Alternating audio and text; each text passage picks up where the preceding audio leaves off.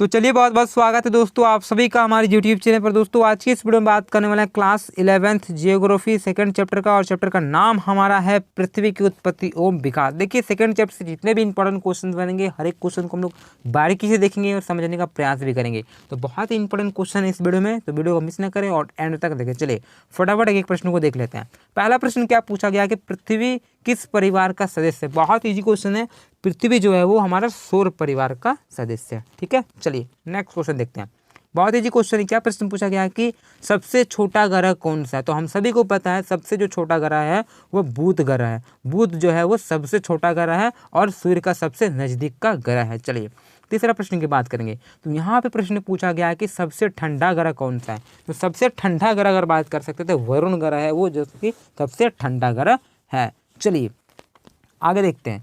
चौथा प्रश्न क्या पूछा गया है कि सबसे बड़ा कौन सा है। तो हम सभी को पता है सबसे बड़ा जो ग्रह है वो पृथ्वी है, सॉरी बृहस्पति है। ठीक है, हम सभी को पता है ना, जो सबसे बड़ा जो ग्रह है वो बृहस्पति है। पृथ्वी तो 5वें नंबर में आते हैं। ठीक है, चलिए आगे बात करते हैं 5वां प्रश्न की। तो यहाँ पे 5वां प्रश्न क्या पूछा गया कि लाल ग्रह किसे कहते हैं। तो हम सभी को पता है कि रेड प्लेनेट यानी कि लाल ग्रह जो है वो मंगल ग्रह को कहते हैं। देखिए वीडियो जितने भी क्वेश्चन है वीडियो में सारे के सारे इंपॉर्टेंट क्वेश्चन है, वीडियो को मिस न करें और इजी क्वेश्चन है जो कि एग्जाम में अक्सर पूछे जाते हैं। तो लाल ग्रह जो कहते हैं वो मंगल ग्रह को कहते हैं। ठीक है, चलिए बात करेंगे अगला प्रश्न की। तो छठा प्रश्न क्या पूछा गया कि नीला ग्रह किसे कहते हैं। तो देखिए नीला ग्रह जो कहते हैं हमारे पृथ्वी को ही नीला ग्रह कहते हैं। ठीक है, यानी कि अर्थ को हम लोग नीला ग्रह कहते हैं। चलिए बात करेंगे अगला प्रश्न की। तो यहाँ पे 7वां प्रश्न क्या पूछा गया कि पृथ्वी का एकमात्र प्राकृतिक उपग्रह है।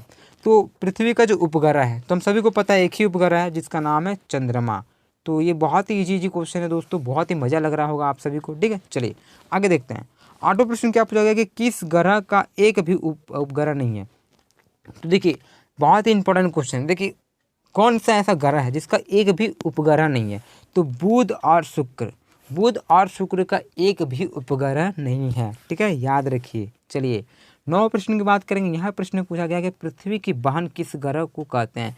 देखिए पृथ्वी का जो बहन है वो हम लोग शुक्र को कहते हैं। ठीक है, किसको कहते हैं, शुक्र को पृथ्वी का वाहन भी कहते हैं। चलिए आगे देखते हैं। 10वां प्रश्न पूछा गया कि सबसे अधिक उपग्रह वाला ग्रह। तो जिसका पास सबसे ज़्यादा उपग्रह है, ठीक है, तो वह शनि ग्रह है जिसके सबसे अधिक है। और कौन सा ग्रह ऐसा है जिसका पास एक भी उपग्रह नहीं है। तो शुक्र और बुध जिसका एक भी उपग्रह नहीं है। चलिए 11वां प्रश्न की बात करेंगे। यहाँ प्रश्न पूछा गया है कि सौरमंडल का केंद्र है तो वह सूर्य हो जाएगा। तो करेक्ट आंसर आपका सूर्य मारना है। 12वां प्रश्न को देखते हैं।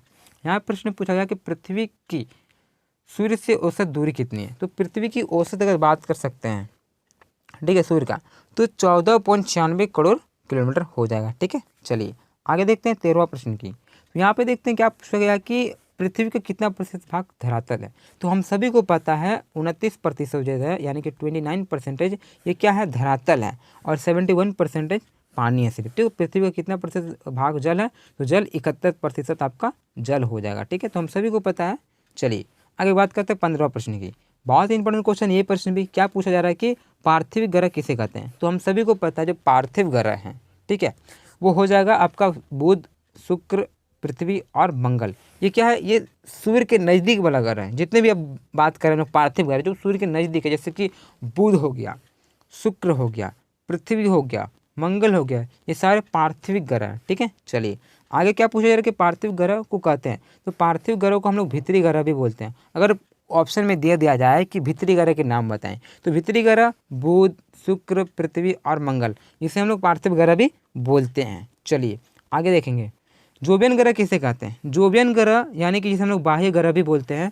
और जोवियन ग्रह जैसे कि आपका बृहस्पति हो गया, शनि हो गया, अरुण हो गया, वरुण हो गया। एक बार मेरे साथ दोहराने का प्रयास करें। इसे बाहरी ग्रह बोल सकते हैं, बृहस्पति, शनि, अरुण, वरुण। जोवियन यही जोवियन है, बृहस्पति, शनि, अरुण, वरुण।